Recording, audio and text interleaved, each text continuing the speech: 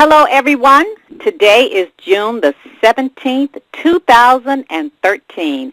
I want to welcome you to Les Brown's Monday Night Motivation with world-renowned motivational speaker, speech coach, and best-selling author, Les Brown. This is your place for motivation, inspiration, and empowerment. I am Anita Hicks, your host, motivational speaker, life coach, and business trainer. I want to thank you for investing in yourself and joining us tonight. And for those of you that are new, welcome to the call tonight. And those of you that are back, welcome back. And after the call, we want to hear from you. You will have an opportunity to send us a message on Les Brown's Facebook page at brown.les. So let us know what your thoughts are about the call tonight. And also, Mr. Brown is going to give you some information on how to email him, where he's going to be, and all of that good stuff. Mr. Brown, how are you? I'm better than good, better than most, and sometimes even better than that. Well, Les, I want to say happy belated Father's Day. I did text you, but I know that you were being showered with wonderful gifts and the presence of your family and grandkids, because I know what a wonderful father you are. So I want to say that personally and acknowledge you on this call. So I hope you had a happy Father's Day. Thank you, and happy Father's Day to you, because even though your mother, you've been serving as a father to your two boys. Okay, so, yes, indeed. All right, yes. I had a great time. I spoke at the Church of Religious Science in Oakland, California, and Ona spoke with me, and she did a great job. I called her when I got to the airport. I said, Ona, I said, you're not afraid of me anymore. I said, usually I could rattle her, you know, when I would do my part, when I would go first. She's not scared anymore. Ona's a bad girl, Les. You taught her well. That's a bad girl. You've done a phenomenal job, so I know she held her own.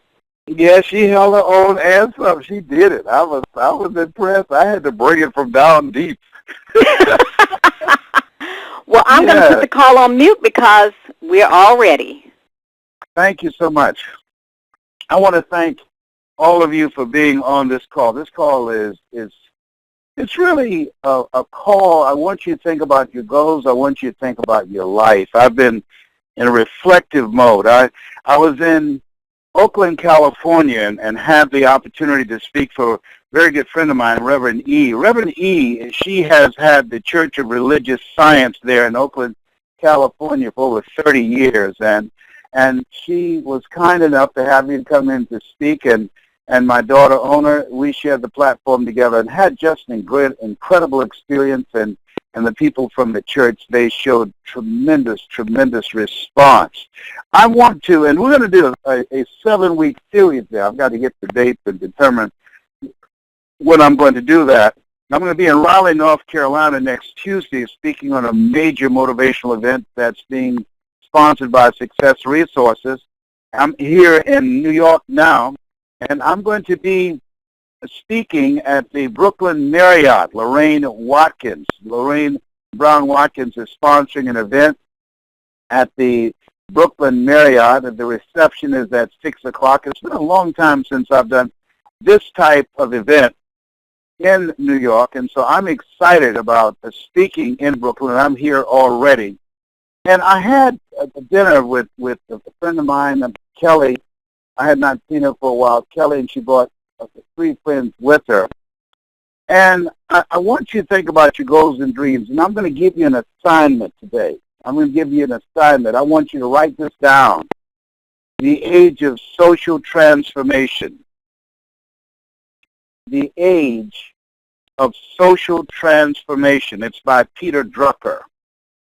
I want you to go online. I want you to Google that. I want you to read it. And I want you to email me to my Facebook, brown.les, and tell me your impression of it. Tell me, how does it speak to you? Tell me how you see this and what is it that you're going to do differently as a result of reading this. Because I read this many years ago, and it governs my thinking.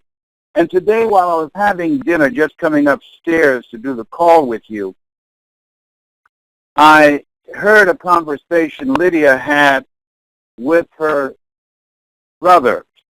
And this conversation she had with him, it really struck me. I train speakers. I teach people how to live their dreams, and I listen. I tell people the best speakers are the best listeners.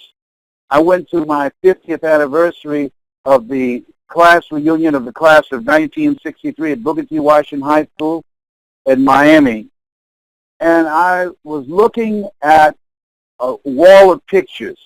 Now, this was a memorial wall of pictures of my classmates who had died.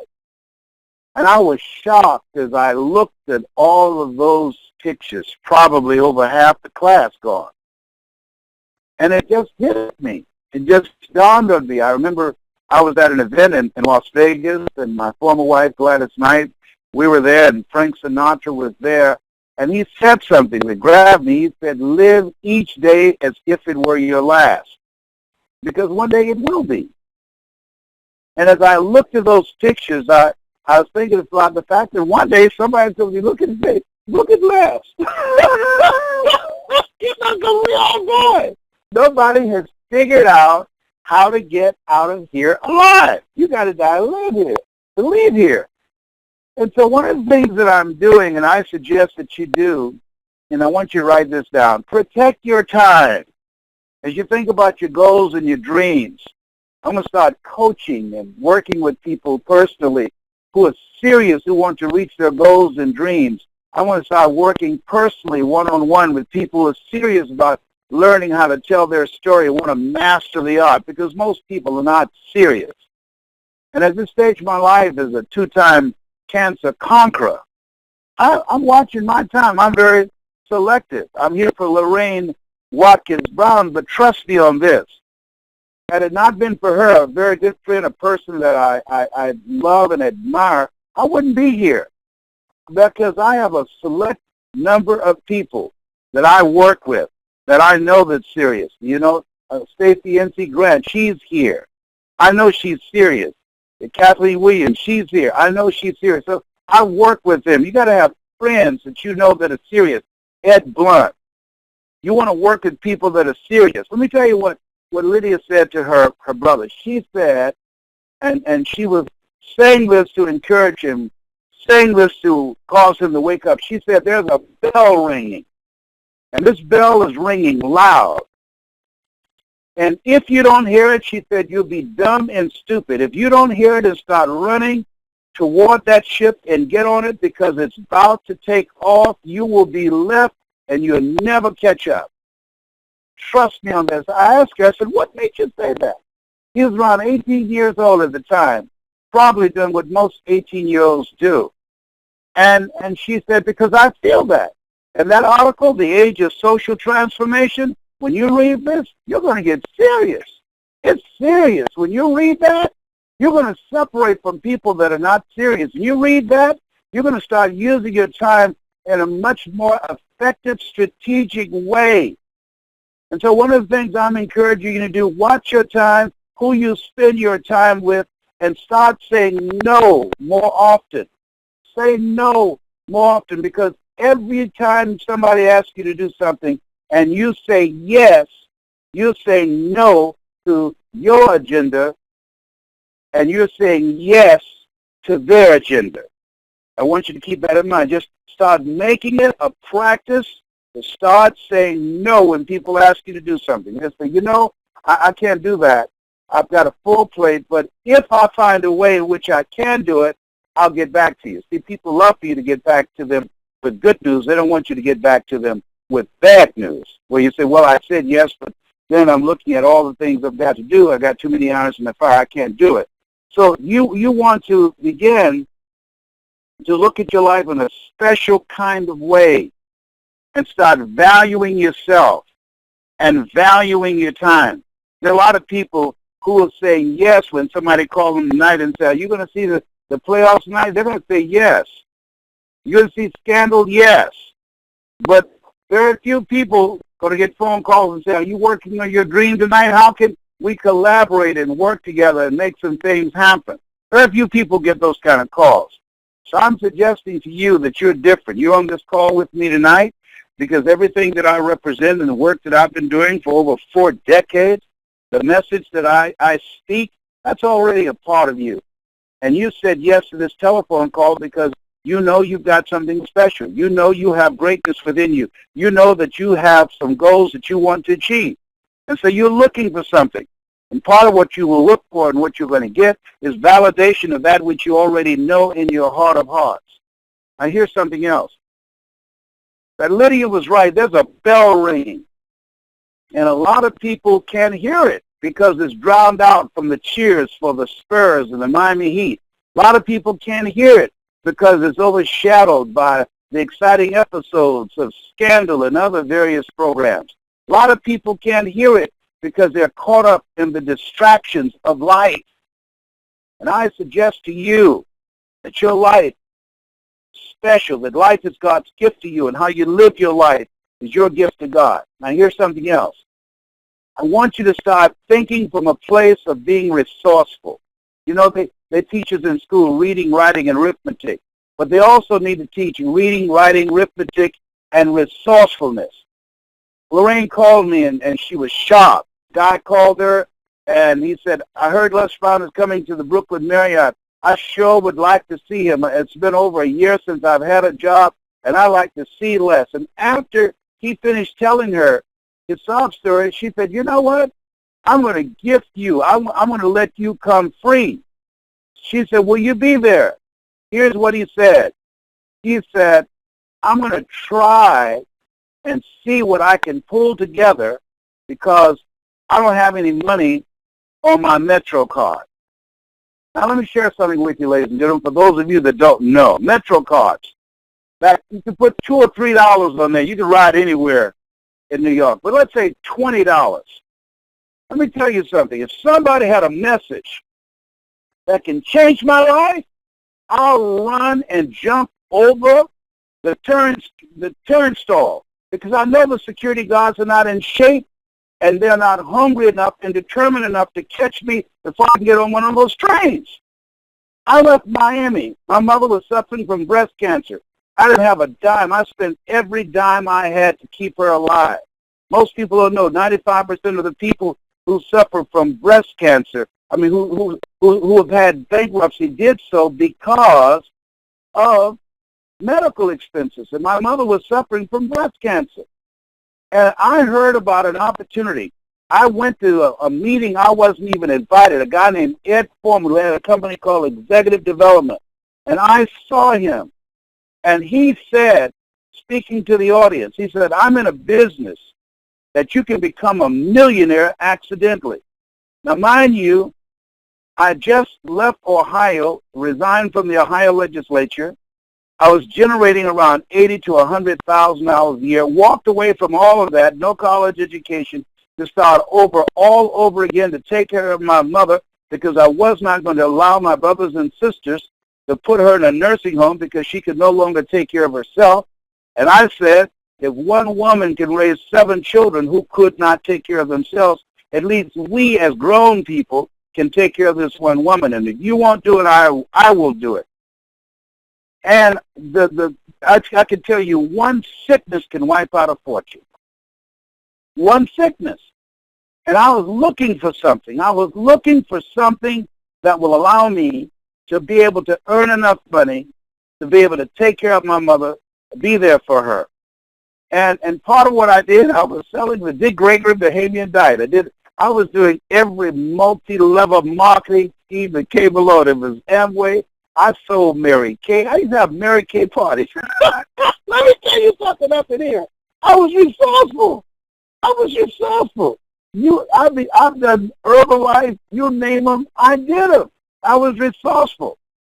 And this man's training was $2,600. Now this guy, I didn't have it. This guy, he's saying, and he told a woman, I could not open my mouth to let a woman know, even though she's a stranger, that I wasn't resourceful enough to come up with $20. I couldn't do that. She kept on saying, he said that to me. He said that to me. I don't have enough money on my Metro card. Let me tell you something. We celebrated Father's Day, and I say happy Father's Day to all the fathers who provide, who love and nurture their families. And happy Father's Day. I said this in church to all the mothers who serve as fathers. The people say, come on, let us have our day. Come on, what do you mean have your day? Well, a woman can raise a boy to be a man. What are you talking about? My mother raised me to be a man, and I'm a man. The men in our community have been raised by women. Stop that. That's a lie from the pit of hell. There's a difference between being a father providing emotional love and financial support. Over 75% of our households and the primary breadwinners are women. So come on. Give me a break. I'm saying to you, the reason that guy said that, oh, well, I got to see what I can pull together. He needs to pull together his mind, his thinking. He needs to be reminded of the fact that he's made in the likeness and image of God and has been given authority and dominion over everything on the face of the earth. He needs to know that the fact that he's been unemployed does not define who he is, and he has the resourcefulness. He's only 6 inches from success. That's the distance from one ear to the next. He needs to spend less time in front of a television and go to the library like Og Mandino did when he was an alcoholic and homeless and turned his life around reading books. How much does a library card cost? Nothing. Og Mandino went in there and read books and changed his life. I was doing a radio program, and a lady called me and she said, thank you so much for helping me change my life. And I said, how did I help you? She said, I was homeless for 23 years. And she says, now I'm working as a social worker. Now I've had a job for over 8 years, and I'm helping people to get their lives on track.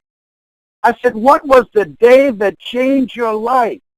She said, one day when I was out panhandling, standing outside of a drugstore, and I asked a lady, would she give me something so I can eat? And she spit in my face. I said, what? She said she gagged and she spit in my face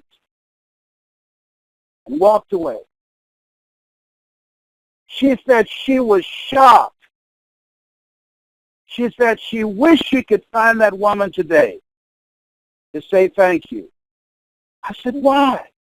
She said she turned around, she went into Walgreens, went in the restroom, and looked at her face where this woman had spit in her face, and she said, I didn't deserve this. That if I'm so pathetic that somebody can look down on me and spit in my face, she started crying. She washed her face, and she went to the library, and she got my book, Live Your Dreams. She went to the library, and she found cassette tapes of every program that I had done, and she said it spoke to her. And she started taking computer lessons. She learned how to type. And she went to the Salvation Army, got some clothes, went out and interviewed and got a job, and eventually got a place to stay, went back to school, got a degree. She got a master's degree in social work, and now she's helping other homeless people. Come on now. Come on. I mean, I cried. I cried as I listened to her story, as I listened to her voice. I cried.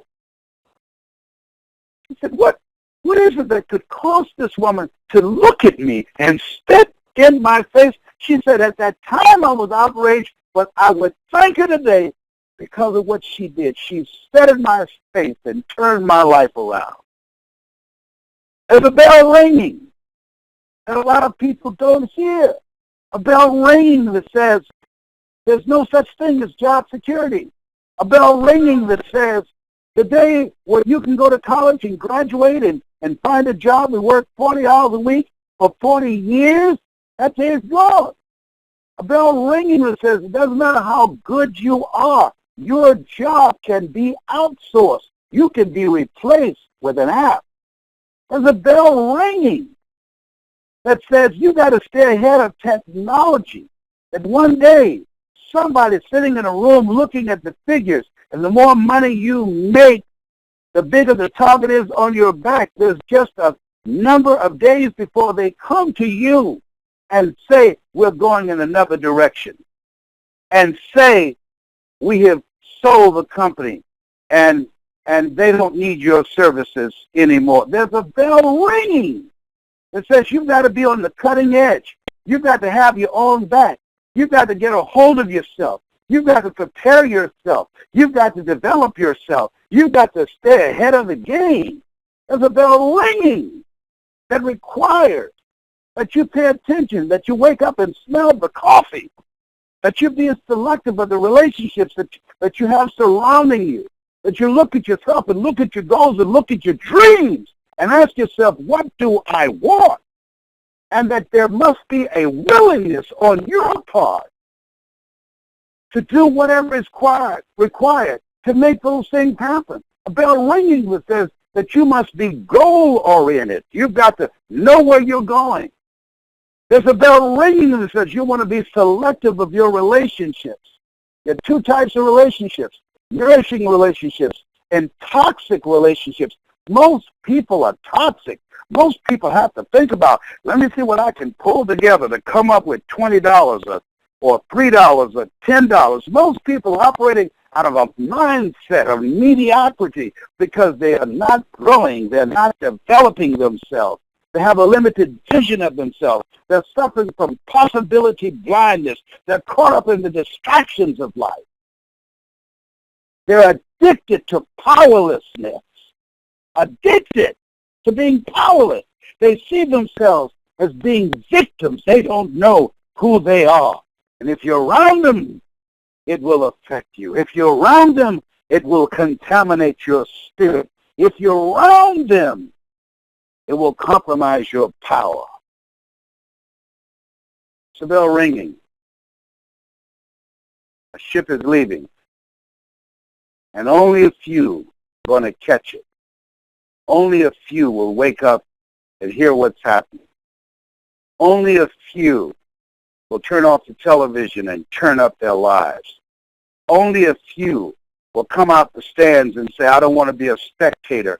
I want to be a player.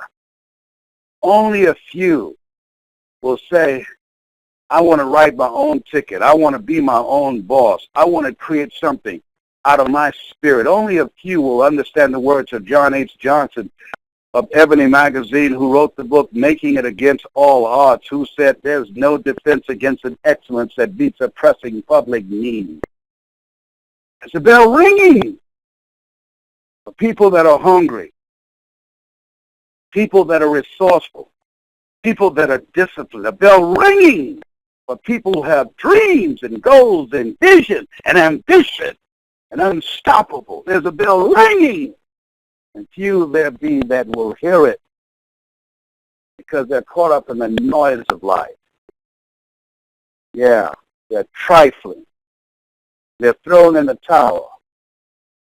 They died a long time ago. They just haven't been buried yet. They're angry and they're bitter. They spend more time getting high and talking about how bad things are and what the man won't let you do, rather than go to a library that does not cost a dime to get in and start reading something that can expand their mind and give them a vision of themselves in the future. You have something special. This is the time that you want to develop your mind. You want to study. Why, Les? Because knowledge is the new currency. This is the time that you want to get up and go to a new land, go to another part of town, go to some places where you can find some friends and develop some new friends and some new relationships and start hanging around people that have something going for them. That's why I started hanging around a guy named Bob Boyd, who passed a few weeks ago, because he had something hanging. He had something going on for them. That's how I started learning from Mike Williams.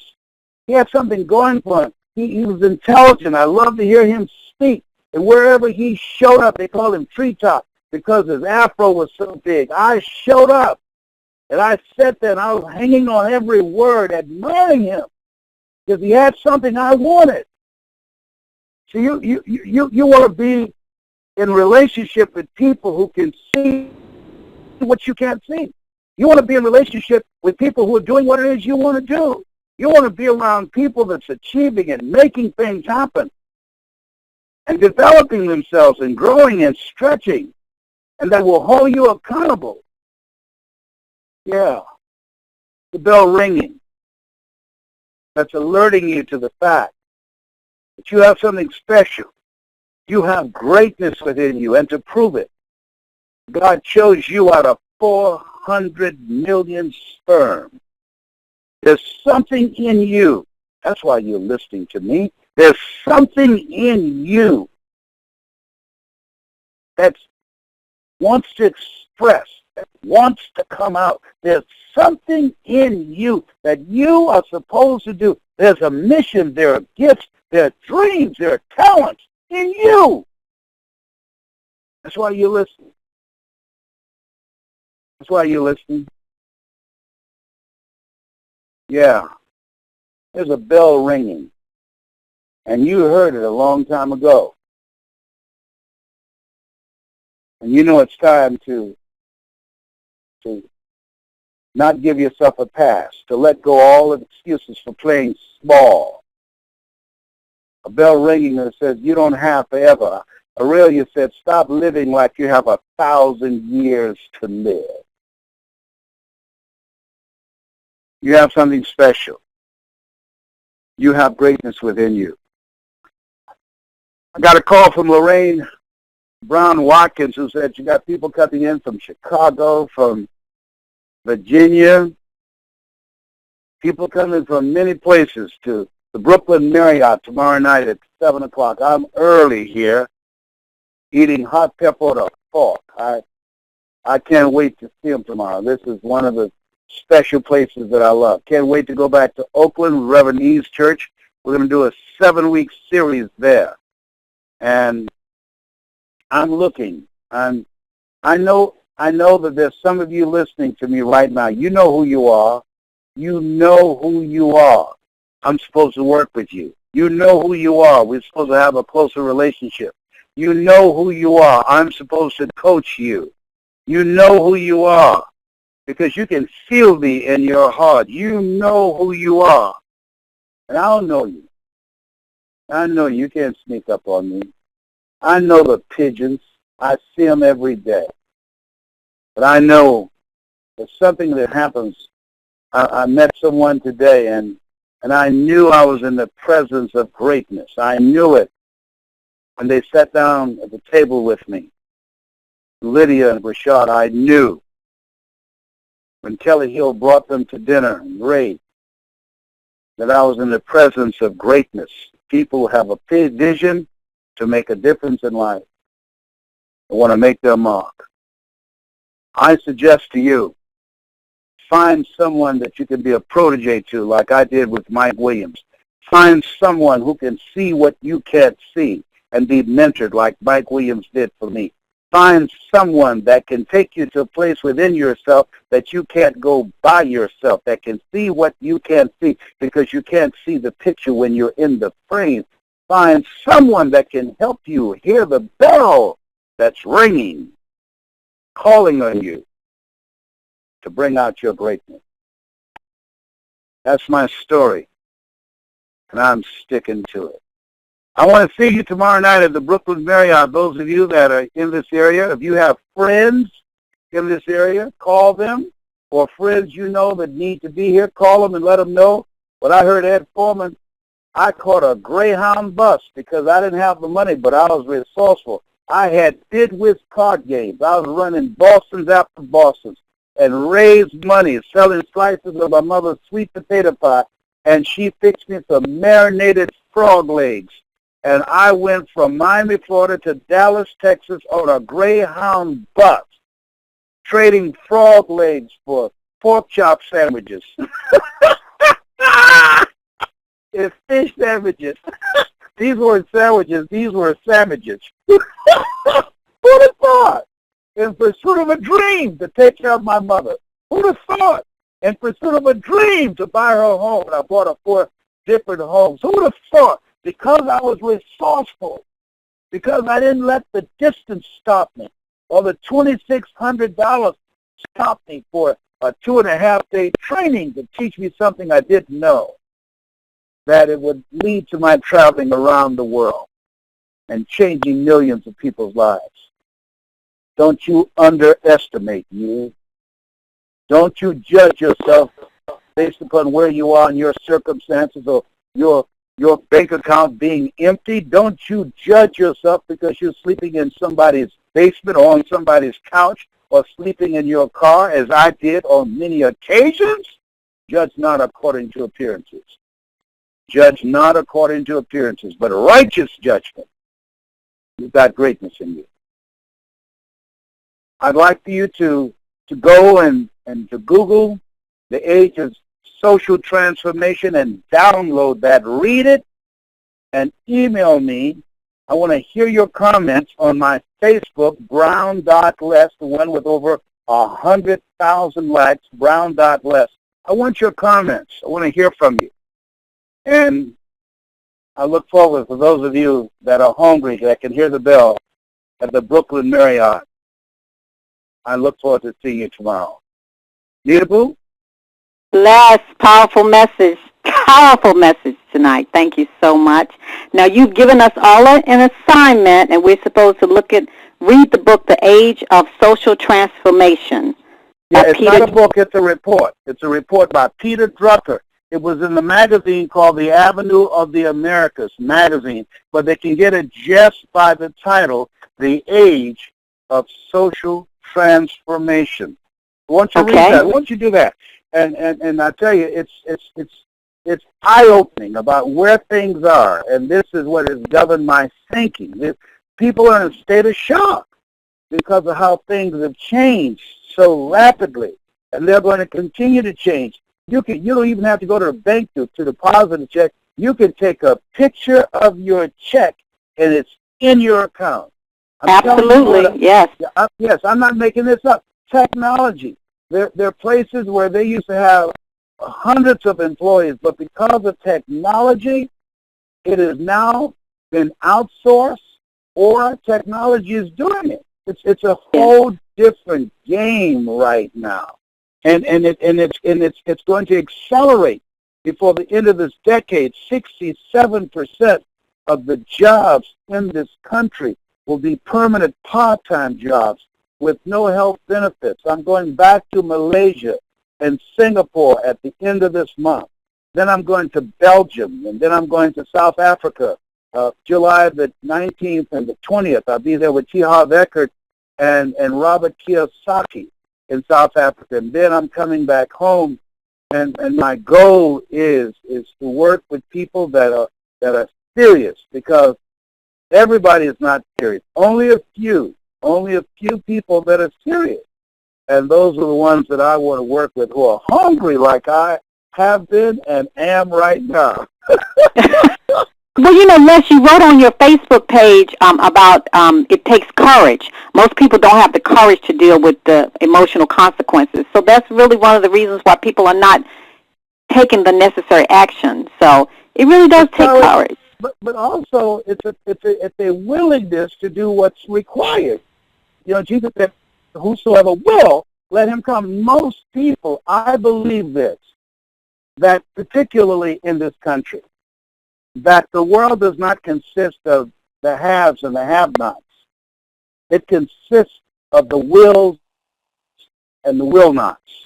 That most people are not willing to go to a library and read a book. They're not willing to go back to school and be in class with people that's young enough for their grandchildren, as Dr. Lorette did and got her doctorate at 69. They're not willing to train themselves, to discipline themselves, to do the homework. They're not willing to do that. Now, here's an interesting thing, though. I know people who won't do that, but they'll go out and try and what they call sling drugs and go to jail. I know people who will go out and try and sell drugs or rob people or steal and go to jail, do stupid, dumb things and ruin their lives, compromise their future. I talked to a guy in the airport. I was just curious about it. He's unemployed. His whole arm is a sleeve of tattoos. And I asked him, I said, how long did it take you to get all these tattoos? On one arm. And he said, look like, an aquarium, had fish and everything. And his parents' names, of course, because in case he forgot his parents' names, he could look at his arm and see their names. All the way up to his shoulder. And he said several weeks. Wow. And I said, how much did it cost you? And he said around $2,100. Now, he's unemployed. He's at the airport waiting tables. And all I could think about, what if he spent several weeks working on his mind? What if he spent several weeks developing a skill? See, Michael Jordan had the capacity to win a championship, but he didn't have the skill set to win it until he got a coach named Phil Jackson who came along. All of us are born with the capacity to live an achievement-driven life, but we must be willing to invest in ourselves to get a life coach like you, like Stacey NC Grant, like Ona, that will help them to develop the skill set to use their capacity to manifest their dream. Most people are not willing to do that. Absolutely. Yes, and so that's why there's a scripture that, at first when I read it, I said, oh, that's cold-blooded. He that has shall get, and he that hath not, even that he has shall be taken away. Excuse me? If I have, I will get, but if I have not, even that little bit I have, you're going to take that from me? And the question becomes, he that hath what? Vision, that's discipline, right. ambition, goals, dreams, intelligence, insight, you will get. And if you don't have those things, even that you have will be taken away from you. That's why the majority of people who win the lottery end up broke. That's why guys who play professional sports, 2 years after they retire, they're unemployed, they're divorced, and bankrupt. Because everything that they got, if your success, if your growth, if your acquisitions, the things that you acquire, it exceeds your own sense of self-worth, you will unconsciously engage in self-destructive behavior. Absolutely.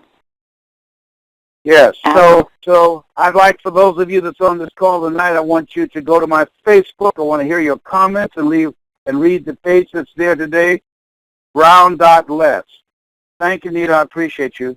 And yes, you are on fire, man. That's all I can say. I tell you, you really keep reinventing yourself. So I thank you. You truly are such an inspiration and motivation to me. Thank you. I'm in New York. I'm in New York. I'm in New York, and I got a toothache. I'm in New York. So, when you're in New York, you got to bring it. Let me tell you how New Yorkers are. Yeah. Well, thank you. Hold on. All right. Don't go anywhere. I got to tell you that here's how New Yorkers are. This is a true story. I was in a cab. Blind man crossing the street with a dog. The light changes. The guy started blowing home. Boom, boom, boom. I said, hey, man, the man is blind. The cab driver said, that dog knows better. He's been trained. Wow. I said, hello, New York. That's what I'm talking about. I love this city. So you got to bring it in New York. I hear you. Oh, trust me. I'm going to have them speaking in unknown tongues. I'm an assassin. I'll kill every mediocre demon that's in the house tomorrow night. Well, you go get it. And we're looking forward to seeing you in Raleigh on the 24th, 25th. Yeah, I'll be the first speaker up. Yeah, next Tuesday I'll be the first speaker up. I'm going to blow them away. And I think it's the PNC Arena. I think that's where you're going to be. in Raleigh, North Carolina on the 25th, and that's going to be in the a.m. at around 8 o'clock? Yes, a.m. Yes, I'll be the first one up, and then I fly out of there, going to Malaysia and Singapore, and then I'll be back home. Got to have a root canal. I'm trying to hold out because I want to be 100% ready, but I've got to do a 4-day training over there, and I don't want to fly after having oral surgery. So I'm just praying. I want y'all to pray that this root canal don't go crazy. Well, Les, we know you scared. We know you scared. That's all right. We're going to pray for you, all of those that are on the phone. We know the real deal. Yeah. Thank you so much. I appreciate it. Thank you, Les. We appreciate you. All right, everyone. Well, you've heard the message tonight. You have your commission to go read the article on the age of social transformation by Peter Drucker. And also, Peter Drucker. please... it's Peter Drucker. Peter Drucker. Peter Drucker. Very good. All right. And also visit Les Brown's page at brown.les. That's the one with 115,000 likes. And also you can visit Mr. Brown's Facebook page, his website at www.lesbrown.com. And we want to hear from you on his Facebook page. And invite someone on the call next week. And we encourage you to invest in yourself. Get a life coach. Get some trainings. Being on the call is great, but we want you to invest in yourself. My name is Anita Hicks, and you can reach me on my website at www.anitahicks.com, or you can email me at anita@anitahicks.com. And again, everyone, we thank you for joining us, and we look forward to having you on the call next week. And I want to remind you, as I always do, to never, ever give up on your dreams, because the world awaits your light, your authentic gift. God bless you all, and God bless your dreams. Good night, everyone.